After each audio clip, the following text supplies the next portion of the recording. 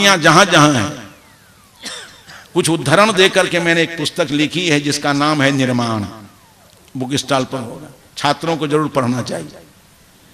उसके 3 खंड हैं, श्रम, प्रेम और संयम। भौतिक उत्कर्ष चाहते हो तो निरालस श्रम करो, परिवार समाज में व्यवहारिक समरसता चाहते हो तो प्रेम को पढ़ो, आध्यात्मिक उन्नति चाहते हो तो संयम को समझो। श्रम से भौतिक उन्नति, प्रेम से व्यवहारिक समरसता और संयम से आध्यात्मिक उन्नति। पुस्तक का नाम है निर्माण। कल आए थे हमारे कैलाश प्रसाद सिंह जी, जो राष्ट्रपति पुरस्कृत शिक्षक भी थे, आज वो अधिवक्ता है। उन्होंने उसका अंग्रेजी अनुवाद भी कर गया है। 1 खंड का हो गया है श्रम का, प्रेम और संयम खंड बाकी है, अंग्रेजी अनुवाद कर रहे हैं उसका। तो मैं कह रहा था ये मनन चाहिए हमारे पास। आज मनन हमारे जीवन में नहीं है, केवल सुन लेते हैं। तो सुनने में आया कि गंगा गंगेति जो ब्रूयात जो जनानां सतैरपि मुच्यते सर्वपापेभ्यो ब्रह्मलोकं स गच्छति। मनन नहीं किया आदमी, सुन लिया कि गंगा डुबकी लगाने की बात नहीं है, 400 कोसों की दूरी से गंगा गंगा कहो, सर्व पाप है प्रमुच्यते, सारे पाप धुल जाएंगे और तुम ब्रह्म लोक ससर जाओगे। आदमी का तो बड़ा सस्ता नुस्खा है भाई। गंगा कहने मात्र से पाप धुलते हैं और ब्रह्मलोक जाता है तो संयम, नियम, आसन, प्राणायाम, सत्संग, भजन, बाबा जी लोगों को दही चूरा करने की क्या जरूरत? जम करके पापाचार करो, एक बार गंगा कहो, सब दह जाएगा। अब मनन अगर करता है आदमी, आप लोग ही मनन करो, आप लोग भी कम नहीं दौड़ते हो। मनन के बिना इसकी आस्था आपके अंदर बन गई, विश्वास बन गया, गंगा नहाने से पाप धुलता है, ब्रह्मलोक जाता है। परिणाम कार्तिक पूर्णिमा और माघ पूर्णिमा में तो गंगा जी की दशा बिगाड़ करके रख देता है। लेकिन थोड़ा सा मनन कर ले आदमी, आप लोग ही मनन करो। गंगा का पानी, गोदावरी का पानी, कोसी कावेरी का पानी क्या करेगा? वो नलका का पानी, कुआं का पानी चमड़ी पर से, चमड़ी को स्पर्श करता हुआ वो गड्ढा में जाकर जमा हो जाएगा। ठीक से सोचना इस बात को। गंगा स्नान करो गंगा पानी से तो क्या करेगा? सिर पर गंगा जल ढारो तो आपकी देह का प्रक्षालन करता हुआ वो पानी गड्ढा में चला जाए। अब पाप है तिलबा, इस चमड़ी पर पाप है जी, सुनबहरी है वो। कोई पानी चमड़ी को धोता हुआ गड्ढा में जाएगा, चमड़ी पर पाप नहीं है। गौर करना, पाप है मन का विकार, और मन तक कभी गंगा का पानी नहीं जाएगा। मन की पानी की शीतलता कभी आपके मन के ताप को दूर नहीं कर सकती है। इसलिए कृष्ण ने कहा था कि भोले लोगों, न बारिना शुद्धति चांतरात्मा, अंतरात्मा बारिना जलेन न परिशुद्धति। जल की शीतलता तुम्हारे मन के ताप को दूर नहीं कर सकती है, मन की मलिनता को पानी दूर नहीं कर सकता है। मन की मलिनता को दूर करने के लिए सत्य है, सत्य की ध्वनि वहां तक जाएगी, ब्रह्मचर्य की ध्वनि वहां तक जाएगी, तप की ध्वनि वहां तक जाएगी, और सम्यक ज्ञान की ध्वनि वहां जाएगी। ज्ञान से, ब्रह्मचर्य से, तप से और ध्यान से तुम्हारे मन का प्रक्षालन हो जाएगा, मन का पाप दूर होगा, मन धुलेगा, मन रगड़ा जाएगा। इस मनन के अभाव में गंगा स्नान कर लिया। एक दिन एक आदमी जा रहा था गंगा स्नान करने, यही सुन लिया था। तो एक महात्मा चले जा रहे थे, कहा कहां जा रहे? कहा गंगा स्नान। तो कहा इतना बढ़िया काम करने जाता, आज भी तो कम से कम साफ सुथरा होकर जाए, वो तंबाकू रगड़ते जा रहा है। तो महात्मा ने कहा गंगा स्नान कर रहे हो तो आज भी तो साफ सुथरा होकर के जाओ। कहा जब साफे सुथरा रहेंगे तो गंगा स्नान काहे करेंगे? आपको तंबाकू देख करके मिर्गी आ रही है। हम शराबो पीते हैं, मांस खाते हैं, कौन अनैतिक कर्म है जो नहीं करते हैं? और साल भर अनैतिक कर्म करते हैं, खान पान करते हैं, समाज का शोषण, दोहन, उत्पीड़न करते हैं। कार्तिक पूर्णिमा नहाते हैं, सब राफ साफ। परीक्षा दृष्टि थी, संत के पास चले गए, गंगा जी के पास। और जाकर गंगा मैया से संत ने पूछा, कहो गंगा मैया, स्नानार्थी जितने आते हैं तुम्हारे बीच में पाप धोने के लिए, उसका पाप ले लेते हो क्या? कहा देने आता है तो क्या करें, ले लेते हैं। तो कहा रखे हो? कहा नहीं, पापाग्नि में हमको जलना है, देता है तो ले लेते हैं। और तुम क्या करती हो? कहा कि हम वातावरण को दे देते हैं। सूरज का ताप बढ़ता है तो जो हमारा पानी बाष्पीभूत होकर के उड़ने लगता है, तो उसी बाष्प में हम सब पाप को भेज देते हैं। तो वातावरण से महात्मा ने पूछा, गंगा का दिया हुआ पाप तुम्हारे पास है? कहा था तो, लेकिन है नहीं। कहा तुम क्या किया? कहा बादल को दे दिए। जितना बादल में कालापन है मेरे ही दिया हुआ पाप है। बादल से संत ने पूछा कि वातावरण जो तुमको पाप दिया है? कहा था। कहा तुम क्या किया? कहा सौने महीना में झुन्नी के पाप झुन्नी पर, पूर्णिया के पाप पूर्णिया, जकर पाप जतरे ओकरे बरसा दिए जाए। पाप से मुक्त नहीं हो सकते। न गंगा मैया छोड़ा सकती है, न राम नाम छोड़ा सकता है, न हरे राम छोड़ा सकता है, न हरे कृष्ण छोड़ा सकता है, न ओम भूर्भुवः तत्सवितुर्वरेण्यं छोड़ा सकता है। भ्रांति से हट जाओ। ऐसे भी आप थोड़ी सज्जनता की दृष्टि से सोचो कि आपके साथ हमने गलत किया, हमारी अनैतिक सोच बोल आचरण से, हमारे अनैतिक आचरण से आप रोते हो। हमने आपका शोषण किया है, दमन किया है, उत्पीड़न किया है। हमारे अनैतिक व्यवहार से आप पीड़ित हो, व्यथित हो, दुखी हो। हम बैजनाथ बाबा के यहाँ जाएं, उसको पानी चढ़ा दें, अब बैजनाथ प्रसाद हमको माफ कर देते, ऐसा बेईमान आदमी को रख करके क्या करोगे? हमारे व्यवहार से आपका दिल ने दुखाया है जी, आप न रो रहे हो। तो शंकर जी वह पानी चढ़ाने से उस पाप से हम कैसे मुक्त हो जाएंगे? हाँ, जिसके साथ अन्याय किए हो उसी के पास चले जाओ, भैया आज तक की भूल के लिए क्षमा कर देना, बड़ा अन्याय आपके साथ हमने किया है। अब उसका हृदय द्रवित हो जाएगा। अच्छा भैया जाओ, तो समझो तुम्हारा मन हल्का हो जाएगा। तो दुखाओगे आदमी के दिल को, आप पूजोगे जाके बैजनाथ जी के पत्थर की थुमहा को, तो उससे क्या हो जाएगा? कहीं पाप कटने वाला नहीं है, कहीं पाप धुलने वाला नहीं है। ये सारी अंध परंपराएं मनन के अभाव में चल रही हैं। ये आत्मा को आपने समझा आत्मा है। कुछ मननहीन आदमी कहते हैं कि आत्मा अंश है। तो आज तक आप लोगों ने मनन किया है?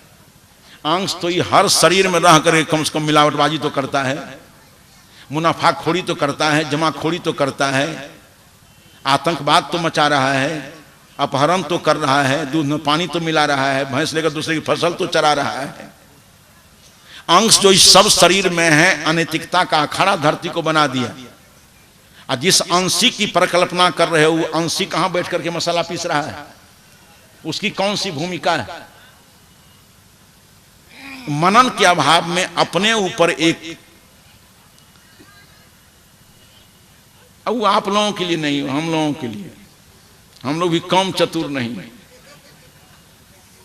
भगवान बता बता करके हम लोग दही चूड़ा जिंदाबाद कर दिए हैं। भगवान दिखाने का तो रोजगार हम लोग उठा लिए हैं, इसी पर पौ 12 हम लोगों का है। एक दिन एक गया बेचारा, जड़ी बेचने वाले, शहर के चौराहे पर मोटका सांप निकाल दिया। अरे बाप रे बाप, मोटका सांप छेड़े। मोटा सांप देखकर बेचारा हिले न डोले न उठे, जैसे तैसे पड़ा हुआ है। वो मोटका सांप देख करके बहुत लोग चलाए, और जब आने लगा लोग तब ढोढ़िया निकाल दिया, और भीड़ हो गई तब करेत निकाल दिया, और भीड़ हुई तब गहमन्ना निकाल दिया। दर्जनों प्रकार के छोटे बड़े सांप को ला करके सामने रख दिया, आदमी तो भीड़ कर दिया। और तब लोगों को कहा, जड़ी निकाल दिया, बेचना तो उसको जड़ी है, जड़ी बेच रहा है। आई सब बड़का झांप में मोटका सांप, उसके करेत, उसके बाद ढोढ़िया, तो उसके बाद गहमन्ना, और सबसे ऊपर में एक और रहे झांपना, सबके ऊपर बड़ा चतुर था। कहा कि अभी क्या देखे हैं, ऊपर का झांप में अनोखा सांप है, वो तो कभी देखे नहीं होगा आपने। ये मोटका सब सांप दिखा करके लोगों को आकृष्ट कर लिया, और ऊपर का झांप में अनोखा सांप है, प्रलोभन दे दिया, सब जड़ी बेच लिया। जड़ी जब बिक गई तो लोगों ने कहा कि ऊपर का दिखावा निकल के उखा लिए। इसलिए मानवात्मा पर जो परमात्मा की बटलोही है बिल्कुल खाली है, कि बिल्कुल कल्पना प्रसूत है। आत्मा सर्वोपरि सत्ता है, लेकिन अनुमान कर्मना कर्म करने वाले लोग, मननहीन लोग आत्मा को दास बनाया, गुलाम बनाया, आत्मा को भिखारी बनाया। जबकि हमारे प्रज्ञावान पुरुषों ने आत्मा को प्रभु कहा है, स्वामी कहा है। आत्मा किसी का दास नहीं है, किसी का अंश नहीं है, किसी का कार्य नहीं है। आत्मा एक स्वतंत्र सत्ता है। तो मैंने कहा कि व्यवहारिक जीवन में, पारमार्थिक जीवन में मनन के बिना ये सारी अंध परंपराएं चल रही हैं। इसलिए ज्ञान के हेतु में बातों को विराम दे रहा हूं। अब श्रोतव्य, सुनना चाहिए, और सुनने के बाद, पढ़ने के बाद एकांत में बैठ करके मनन करना चाहिए। ये बहुत महत्वपूर्ण अंग है ज्ञान का। श्रुत और पठित ज्ञान पर मनन करना चाहिए। आप लोग मनन कीजिए और जचे तब बात को मानिए। गुरुजी कहा दिया इसलिए ठीक है, वेद में लिखा गया इसलिए ठीक है, कबीर साहब का इसलिए ठीक है, और तुम्हारा दिमाग गया शुद्ध भरना में। अपना दिमाग लगाओ कबीर के विचार पर भी, तुलसी के विचार पर भी, वेदों के विचार पर भी। किसी भी लिखावट के, किसी भी परंपरा का गुलाम बनाना अपने आप का अपमान करना। सब पर मंथन चाहिए, सब पर तर्क चाहिए। हमारे जीवन के लिए उपयोगी तत्व क्या है? व्यर्थ का बोझ तो नहीं है। तो मनन करना चाहिए बैठकर। मनन क्या है? जानवरों को आप देखते हैं, नाद में घास और पानी दे दीजिए तो भर पेट घास और पानी जानवर खा लेते हैं कि नहीं? तो घास पानी खा लेने से वो दीर्घजीवी होगा और स्वस्थ होगा जी, क्या और कोई क्रिया बाकी है? नाद पर जो घास और पानी भरपेट जानवर खाते हैं तो किसी पेड़ की तरल छाया में या गौशाला में बैठ करके इत्मीनान से पागुर करते हैं। पागुर क्या है? नाद पर जो घास पानी खाया गया है उन्हीं अर्धचर्वित द्रव्यों को बार बार ग्रास में ला करके उसका परिमार्जन करना। अगर ग्रास जो भीतर गया है, अगर पागुर नहीं हो, उसका परिमार्जन नहीं हो, तो पागुर बंद हो जाता, आदमी जानवर बचते कि पागुर बंद हो जाता आदमी मर जाएगा, जानवर मरेगा। उसी तरह से हमारा विचार मर गया है मनन रूपी पागुर के बिना। पागुर मनन एक मानसिक पागुर है। कहीं जो सुने हो, कहीं पढ़े हो, उसका एकांत में बैठ करके श्रुत मनन और पठित ज्ञान को चेतना पर ला करके कितना सही है, कितना गलत है, कितना अनुमान में है, कितना क्या है, इस पर मनन करना चाहिए। मनन के बिना ये सारी अंध परंपराएं चल रही हैं। तो श्रोतव्य श्रुति वाक्य भी मंतव्यस्तोपत्ति भी मत्वा तु सत्संग ध्येय। मनन करने के बाद जो उचित मालूम पड़ जाए बस उसका क्रियान्वयन हो जाए, उसको व्यवहार में रूपांतरित कर दो। ऋषि कहते हैं एते दर्शन हेतवः। यही ज्ञान, दर्शन माने ज्ञान, यही ज्ञान का हेतु है। सुनना चाहिए, मनन करना चाहिए, अब मनन करने के बाद जो उचित मालूम पड़े उसको व्यवहार में रूपांतरित कर देना चाहिए। जान लेना बहुत नहीं है, मतलब इससे नहीं है कि आप जानते कितना हो, मतलब इससे है कि आप करते कितना हो। मतलब इससे नहीं कितना खा लेते हो, मतलब इससे है कि आपका यकृत पचाता कितना है। भर पेट दाल चावल साग जी खा जी आदमी हिसाब किताब लगा करके खा ले और पाचन संस्थान में जाकर के पचे नहीं, और जैसे के तैसे संडास में उतर जाए तब क्या होगा? भोजन करने से भूख चली जाएगी, इसमें दो मत नहीं। शक्ति मिल जाएगी क्या? भोजन करने से भूख चली जाएगी 100 पान, और खाया हुआ द्रव्य पच जाए तब शक्ति मिल जाएगी। और सब पच गया तब शक्ति मिलेगी जी। सबटा पैचिए जाए, पैखनो पच जाए, पेशाबो पच जाए, पसीनो पच जाए, तब की दशा है। तो पूर्ण रूप से भोजन करना सार्थक होगा कि भोजन करो तो भूख चली जाएगी।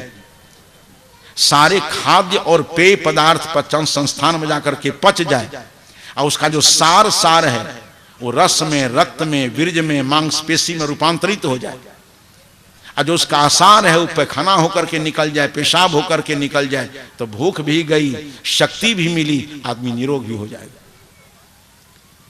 उसी तरह से सत्संग में आए हो तो आप लोग सत्संगी हो। आइन ही संत महात्माओं की तरह आपको कहने आ गया तो कल से निमंत्रण मिल जाए, तो तोरो दही चूड़ा जिंदाबाद। सत्संग में आए तो सत्संगी हो गए, सीख लिया कुछ, तब ज्ञानी हो गए, लोग सम्मान देने लगेगा। यही जीवन की पूर्णता है क्या? ज्ञान का भंडार आपका जीवन हो गया, समाज में सम्मान देगा आपको। इस सम्मान भी उधार खाते का है। ज्ञान से, प्रवचन से समाज में सम्मान मिलेगा, इन आचरण से जीवन में शांति आएगी। अपने लिए आचरण है, दूसरे के लिए भाषण है। हम भाषण का प्रशिक्षण लेते हैं, आचरण का प्रशिक्षण नहीं लेते हैं, साधना का प्रशिक्षण नहीं लेते हैं। हमारा ज्ञान हमारे विचार में, हमारे आचरण में रूपांतरित हो, ये कला हम इन कलाविद संतों से नहीं लेते हैं। भाषण तो दूसरे के लिए, भाषण है सम्मान के लिए, किंतु आचरण है शांति के लिए। उस ज्ञान का व्यवहार में रूपांतरित हो जाना ही आचरण है, साधना है। वो आचरण और साधना आपके वैयक्तिक जीवन में शांति देगी। इन सारे बिंदुओं पर हम आप सभी लोगों को मनन करना चाहिए, चिंतन करना चाहिए, उसका निष्कर्ष निकालना चाहिए। उन्हीं परिशोधित विचारों के सांचे में अपने जीवन को ढालने का प्रयास करना चाहिए। देखा देखी फलना गया तो हम चले जाते हैं, रुकना कोई नहीं जानता। एक छोटी सी कहानी कहकर बात को विराम देता हूं, बहुत लंबा समय हो गया। माननीय विधायक जी पता नहीं कहां कहां किसकी किसकी मांग को पूर्ण करते आए होंगे, इनका विशेष समय लगाना ठीक नहीं है। एक झपसी बैठा था बेचारा। देहात में कहावत है नहीं जी कि बांझ के घर में कहो ना हो तोरे यार के बात, बांझ के घर में बिलार के दुलार। संजोग से झपसी मैठा को बाल बच्चा नहीं था, गधा को पुत्रवत प्यार करता था। धूप हो, ठंड का समय थे, गर्धव देव जी धूप में निकाल दें, प्यास लगी है पानी दें। ये दो बात कर रहा था। एक गांव का बड़ा आदमी था, उसने कहा रे झपसिया तो हम लोगों को देख करके चिढ़ाता है, गर्धव देव जी पैन दो, प्यास लागल या ठंडा मत छी, धूप मत दो, हम लोगों को सुना सुना के चिढ़ाता है। कल के नहीं बाबू, चिढ़ाते आपको नहीं। ये घर प्रशिक्षण केंद्र है। हम गधा के साथ आदर्श शब्द का प्रयोग करते हैं। जब गधा के साथ हम आदर्श शब्द का प्रयोग करेंगे तो आपके साथ हम अनादर्श शब्द का प्रयोग नहीं करेंगे। हम तो अभ्यास कर रहे हैं, हमारा पूर्वाभ्यास चल रहा है कि अपने गधे के साथ हम जब अच्छे शब्दों का प्रयोग करेंगे तो समाज के लोगों के साथ बढ़िया बात करने के हमारा एक अभ्यास बन जाएगा। दूसरी बात थी, घर में कोई संतति औलाद तो थी नहीं। सत्यनारायण की कथा में भी जाए, बतासा मिल जाए तो वही गधा हो खिया। एक दिन गधा गया मर, तो पुत्र के मरने से जितनी व्यथा और पीड़ा होती है, धोब धोबिन बेचारा एकदम बिलख बिलख करके रोने लगा। और उसके करुण क्रंदन को सुनकर के समूचे गांव के आदमी रोने लगे। कोई नहीं पूछा कि काने छे कथी ले, देखा कान। आ गांव के लोगों को रोते हुए राजा रानी दोनों रोते रोते खटिया पकड़ लिया। इतने में मंत्री चले आए। मंत्री माने मंत्रणा देने वाला। मंत्री समय पर विशेष मंत्रणा देता है, उसको मंत्री कहता है। मंत्री ने पूछा कि राजन आप रोते क्यों हो? कहा बड़ा भारी ज्ञानी बन ले यार, हम ही पहने कान लिए, पहने कान लिए गांव वाला ओकरा जाकर पूछिए कल क्या है। रोने का कारण भी इसको पता नहीं है, सब आंसू व्यर्थे निकाल दिया एकदम। राजा से पूछा मंत्री कि रोते क्यों हो? कहा सबसे तार्किक पंडित तुम ही हुए हो, हम ही पहले रोए हैं, पहले गांव वाला रोया है तब हम रोए हैं। मंत्री का बड़ा बेवकूफी है भाई, रोने का कोई कारण नहीं है, रोते जा रहा है। गांव वाले को पूछा तो वहां तो समूह में रो रहा था आदमी। गांव वाले को पूछा कि रोते क्यों हो? क्योंकि पूरे गांव बेवकूफ छे, तो ही पंडित छे, हम ही रोए हैं पहले, पहले झपसी बैठा रोया है तब हम रोए हैं। वो मंत्री है बेचारा, वो तो परखेगा, उसको कारण को समझेगा, रोने के कारण का पता लगा, उसका नाम मंत्री। रोग के कारण का पता लगा, उसका नाम चिकित्सक।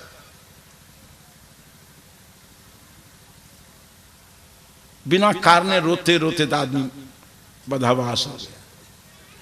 झपसी बैठा से जाकर के मंत्री ने पूछा रोते क्यों हो? कल कह रहे की कब गधा हमर में। तब तक रोते रोते गांव का आदमी थक गया था। अभी लोग प्रतीक्षा में है कि मंत्री ये पता लगेगा काहे रोता है आदमी। जब झपसी बैठा के पास से मंत्री गांव में आया, करके मंत्री जी किया काने रहे? करके ओकर गधा मर गल के दत्तरी एते बेवकूफ छी हमरा के कि गधा मरले ककरो बपराहट काटे नहीं हमरा के। जब गांव की रुलाई बंद हो गई तो राजा ही बिना कारणे का रो रहा था। मंत्री गया तो तब राजा पूछता है कि मंत्री जी किया काने रहे? आप नहीं काने छे, करके झपसी बैठा के गधा मर गेल रहे। आ वो काने रहे तो सौंसे गांव के लोग बुद्धिहीन काने रहे, वो से चौपट तू छे तू काने लागल। कारण पता करो, ये है तर्क। किसी कार्य के कारण को हम समझेंगे, बिना कारण से कार्य नहीं होता है। तो समझदार आदमी कारण को समझता है, कार्य तो नहीं। तो मैंने कहा कि मनन शक्ति चाहिए। मनन के अभाव में इतनी अंध परंपराएं पल रही हैं, इतनी अवैज्ञानिक धारणाएं चल रही हैं हमारे यहां। इसलिए विश्व के संत महापुरुषों में दुनिया के विशिष्ट चिंतक लोग कहते हैं, अध्यात्म के क्षेत्र में संत कबीर एक वैज्ञानिक संत हैं। सदगुरु कबीर साहब का संपूर्ण दृष्टिकोण वैज्ञानिक, कहीं छल छद्म नहीं है, कहीं भटकाव नहीं है। सदगुरु कबीर साहब के सिद्धांत को मान करके चलने वाला आदमी कभी झांसा नहीं खा सकता है, धोखा नहीं खाएगा। इतना निर्भ्रांत बोध है, इतना वैज्ञानिक तथ्य है, इतना शोधपूर्ण है। उनके विचारों में, उनके दर्शन में कहीं भ्रांति नहीं, धोखा नहीं है, बिल्कुल सार सार निर्णय है। तो मैंने कहा कि 4 दिनों से तमाम प्रज्ञावान संतों के विचारों को सुने हैं। अच्छे अच्छे गायक हमारे यहां, एक एक भजन गाया गया है जो हृदय को हिला देता है। कितना अच्छा भजन गाया है यहां के तमाम गायकों ने। उन गायनों को सुने हैं, संतों के प्रवचनों को सुने हैं। अब उस ज्ञान पर थोड़ा मनन करें, उन्हीं विचारों के सांचे में अपने जीवन को ढालने का दृढ़ संकल्प लेकर यहां से जाएं, ताकि आपका जीवन संयमशील हो जाए, सारे व्यसन आपके जीवन से गिर जाएं, सारे दुराचरण आपके जीवन से गिर जाएं, सारी भूल भ्रांतियां समाप्त हो जाएं, आपका पारिवारिक जीवन प्रेम पूर्ण हो जाए, सामाजिक जीवन न्यायपूर्ण हो जाए और वैयक्तिक जीवन संयमशील हो जाए। आपका कल्याण हो जाए, आपके द्वारा सुंदर सभ्य समाज का निर्माण हो जाए, आपका बाह्य जीवन सुख संपदा संपन्न हो जाए और आंतरिक जीवन अविचल शांतिमय हो जाए। यही उद्देश्य मानवता के प्राण सदगुरु कबीर का जीवन भर रहा कि आदमी का बाह्य जीवन सुखमय कैसे हो जाए, आंतरिक जीवन अविचल शांतिमय कैसे हो जाए। संपूर्ण जीवन कबीर साहब का जीवन का की एक एक सांस, एक एक धड़कन हमारे आपके कल्याण के लिए, ऐसे मानवता के प्राण सर्व जीव जगत के कल्याणार्थी सदगुरु कबीर साहब के चरणों में सहस्रशः नमन करते हुए, श्रद्धांजलि अर्पित करते हुए, कृतज्ञता ज्ञापित करते हुए, गुरु कबीर आपका ज्ञान नहीं आया होता तो क्या होता इस देश का। लोगों को देखता हूं भूल भ्रांतियां पड़े हुए तो अपनी तरफ सोचता हूं कि अगर गुरु कबीर का प्रांजल ज्ञान नहीं मिला होता तो हम लोग भी कहां कहां जाते, कहां कहां भटकते। इन प्रयाग में यही जो माघ मकरगत सभी अभी जो हुई कुंभ लगा हुआ था, सब रोजगारिया से अपना अपना रोजगार करता है। भरद्वाज जी का जो आश्रम है, ये व्यापारी सब दोनों तरफ छोटे बड़े देवताओं को सजाए हुए, काली, दुर्गा, एक नया लड़की जेल है संतोषी, वो हो, दोनों तरफ सजाए हुए। आई छोटा छोटा बच्चा, कितना प्रशिक्षण उसको मिलता है, जीवन भर तो वही सिखाया जाता है। वो पंडित पुरोहित के छोटे छोटे बच्चे मूर्ति के पास खड़ा है, कोई निकले, हाँ आइए आइए आइए, यहाँ नोटे चढ़ता है, मैंने पचैया दाकर चल नहीं जा, यहाँ इतना चढ़ता। अब बढ़िया बढ़िया आदमी को देखा पेटकुनिया पारे हुए है वहां। हमने कहा बंदी छोड़ कबीर, अगर आपका ज्ञान नहीं मिला होता तो मूर्ति के पास पेटकुनिया पारते पारते हमरो कपार और घुटना के चमड़ी उड़ गेल रहती है। त्रिवेणी के तट पर आए तो पंडित जी का रोजगार वहां चल रहा था, वो बैतरनी पार करा रहे थे लोग। बड़ा बड़ा रोजगार है पंडितों का। एक गौ रखे हुए है बछड़ी, और जितना अकिल के पटपट आदमी है जाए कहा पंडित जी बैतरनी पार होंगे, कितना में तो गांठ के पूरा अक्कल के पटपट तो विशेष सेठे लोग होते हैं। कहा 5000 में, 5000 दे करके बेचारा गौ के पूंछ पकड़े और पानी में घूम करके चला करके बैतरनी पार भागा। एकदम खत्म हिसाब किताब। दिन भर में दर्जनों आदमी बैतरनी पार हुआ, और बेचारी गौ तो थर थर थर थर। माघ महीना की शीतलहरी, एक आदमी पार उतर करके आया, दुर्भाग्य से दूसरा फिर तैयार है, फिर घूमे। पंडित जी बैतरनी पार करा रहे हैं, अब गौ के भीतर आत्मा रहे से कहे कि ओ भगवान छ की मर गया। पंडित बाबा बज्जर गिरावन तो हम तो जाए पछिया। अब कोई 5000 में, कोई 501 में, कोई 11 टका में, इतना सस्ता दर बैतरनी पार करेंगे, 100 टका।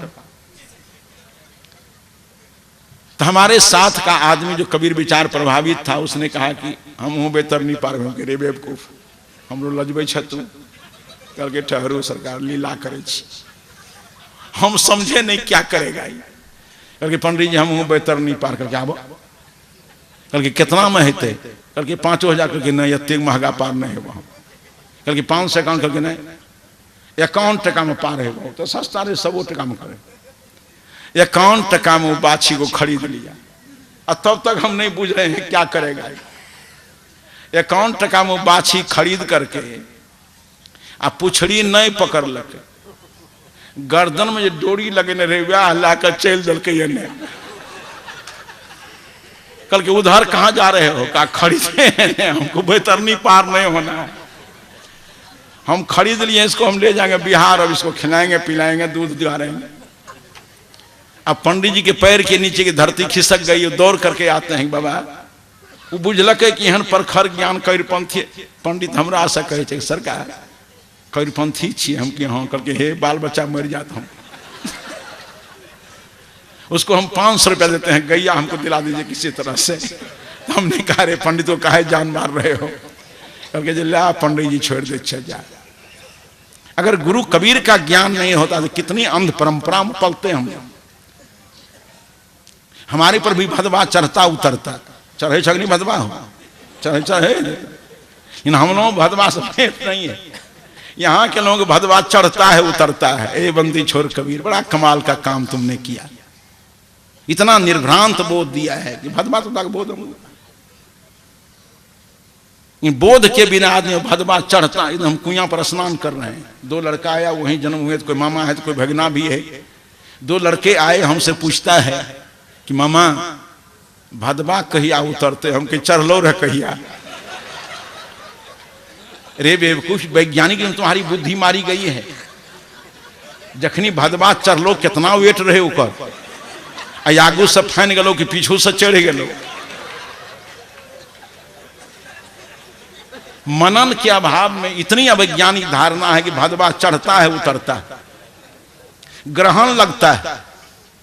हम कहते हैं करोड़ों किलोमीटर में ग्रहण है, सूरज कहाँ है? यहीं चमड़ी जला रहा है। ग्रह किसी के देह पर उतर जाए, उसको कचमरन निकाल देगा वो। ग्रह लगता है लोगों, इतनी भ्रांति लोगों के जीवन में। दिगसूल लगता है।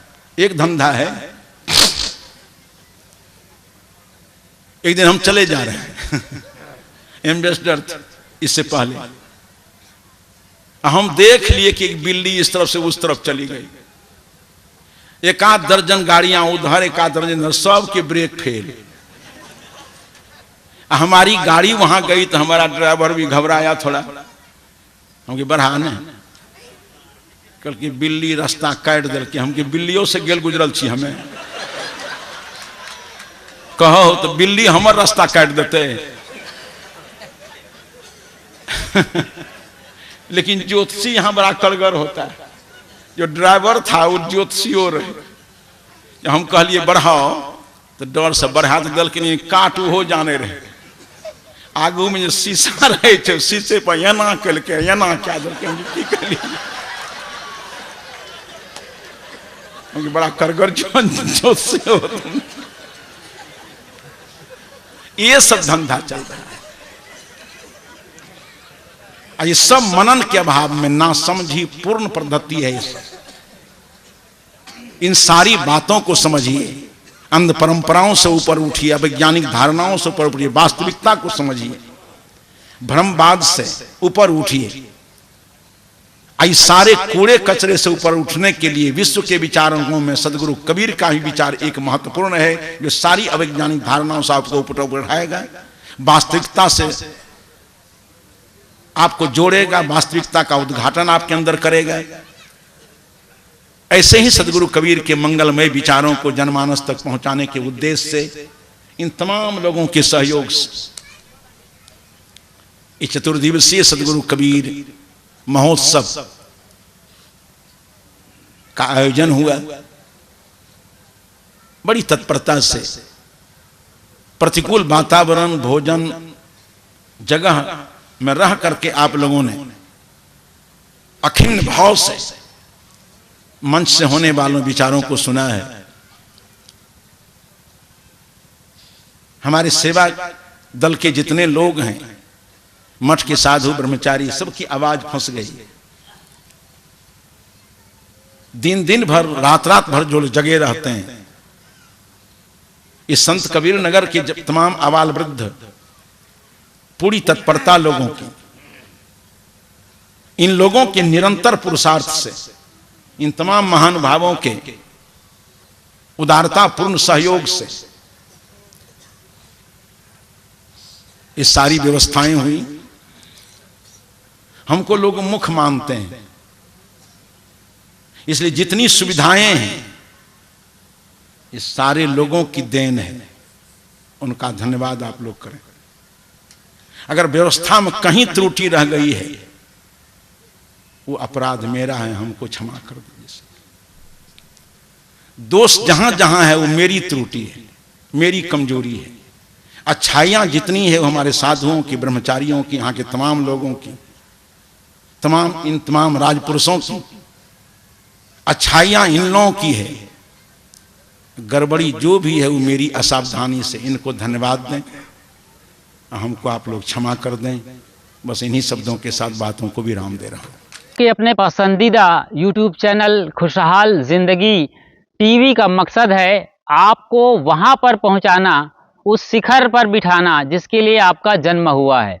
धर्म के नाम पर केवल पोंगापंथी और दकियानुसी विचारों में ना अटके रहें, न ही किसी कर्मकांड, पाखंड, ढोंग ढकोसले, भ्रम और अंधविश्वास तथा छू मंतर और जादू मंतर चमत्कार में उलझे रहें। इसके लिए जन्म नहीं हुआ है।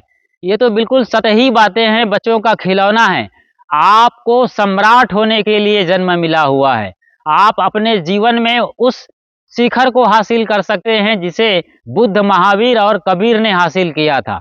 उसी शक्ति और सत्ता की आत्मा आपके भीतर बैठी हुई है, उसी को जानिए और उनको धुंधला करने वाले, उनको धूमिल करने वाले जो भी विचार हैं, जो भी परंपरा है, उनको बिल्कुल बेनकाब करिए। बहुत सुंदर, आपने हमारा पूरा साथ निभाया और आखिर तक इस वीडियो में आपने देखा और समझा तो ये जाना है कि किस तरीके से आपको लोग धर्म के नाम पर बरगला रहे हैं और भटका रहे हैं। सभी मत, मजहब और परंपरा के जो अगुआ लोग हैं, जैसे हिंदू धर्म में पंडित और पुरोहित, मुस्लिम बिरादरी में मुल्ला और मौलवी तथा ईसाई मिशनरी में उनके अपने पंडित हैं, पोप और पादरी, ये सब भटकाने वाले हैं। इनको सत्य से कोई मतलब नहीं है। ये आपको सांत्वना देते हैं बस, और सांत्वना के बदले बड़ी मोटी रकम से अपनी जेब भरते हैं, अपनी ज़िंदगी चलाते हैं, घर परिवार पालते हैं और स्विस बैंक में अपना सारा पैसा जमा करते हैं। तो आप सोचिए जरा, कहाँ आप अपना पैसा फेंक रहे हैं? गलत जगहों पर। आप इससे बेहतर होगा कि किसी गरीब को खिलाइए, किसी दिन दुखियारा की खुद जाकर मदद करिए और मानवता को जगाने वाले मिशन में काम करिए। तब जाकर के आपका इस तरीके से जीना और धर्म करना सार्थक होगा। खुशहाल ज़िंदगी यूट्यूब चैनल पर आप बिल्कुल नए हैं तो फौरन सब्सक्राइब कर लीजिए। यह एक निःशुल्क प्रक्रिया है। जैसे ही आप सब्सक्राइब करते हैं, हमारा परमानेंट मेंबरशिप हासिल कर लेते हैं और इसके बाद बेल आइकन को प्रेस करते हुए, नोटिफिकेशन की घंटी बजाते हुए जब ऑल या सभी को सेलेक्ट कर लेते हैं, तो जब भी हम लाइव आएंगे या नई वीडियो अपलोड करेंगे, सबसे पहली सूचना आपको तुरंत मिल जाएगी। अपना और अपनों का ज़रूर ख्याल रखिए। शुक्रिया, साधुवाद और साहेब बंदगी।